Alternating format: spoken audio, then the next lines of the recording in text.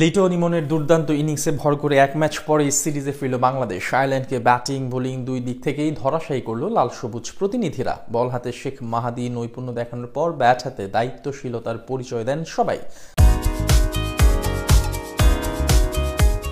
সাইফ উদ্দিনের ছক্কাচারের ঝড়, গ্যালারি হলো উত্তাল।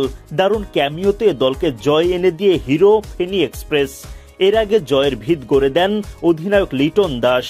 ৩ ছক্কা ৩ চারে ৫৭ রান আসে অধিনায়কের ব্যাট থেকে।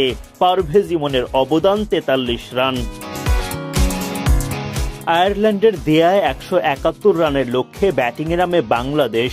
টাইগারদের হয়ে ইনিংস শুরু করেন তানজিদ তামিম ও পারভেজ ইমন। দুর্ভাগ্যজনক রান আউটে ১০ বলে ৭ রান করে বিদায় নেন তামিম। এরপর জুটি গড়ে তোলেন ইমন ও অধিনায়ক লিটন দাস।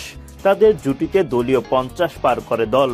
ইমন লিটনের ৬০ রানের জুটি ভাঙে ইমনের বিদায়ে। ২৮ বলে ৪৩ রান করেন ইমন।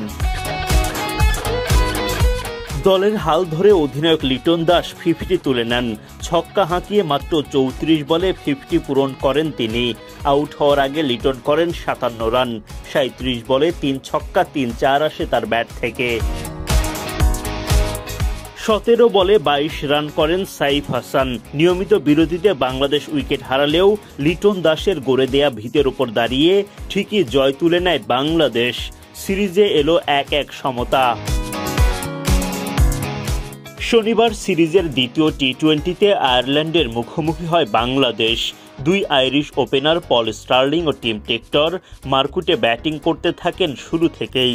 স্টার্লিং টিম টেক্টরের ৫৭ রানের জুটি ভাঙেন তানজিম সাকিব। চোখ ধাঁধানো ক্যাচ নেন সাইফ হাসান। ১৪ বলে ৩ চার ও ২ ছক্কায় স্টার্লিং করেন ২৯ রান। পাওয়ার প্লের ৬ ওভার শেষে ১ উইকেট হারিয়ে আয়ারল্যান্ড করে ৭৫ রান। প্রতিপক্ষের এমন উড়ন্ত শুরুতে চাপে পড়ে বাংলাদেশ। এরপর শুরু হয় শেখ মেহেদির ম্যাজিক। নবম ওভারের প্রথম বলেই টিম টেক্টরের উইকেট শিকার করেন মেহেদি। ২৫ বল থেকে ৩৮ রান করেন টিম। একই ওভারের পঞ্চম বলে হ্যারি টেক্টরের উইকেটটাও তুলে নেন মেহেদি। ১১ বলে ১১ রান করতে পারেন হ্যারি। ১১তম ওভারে লিটনের স্টাম্পিংয়ে বেঞ্জামিনের উইকেট যায় মেহেদির পকেটে। ১০৩ রানের চতুর্থ উইকেট হারায় আইরিশরা।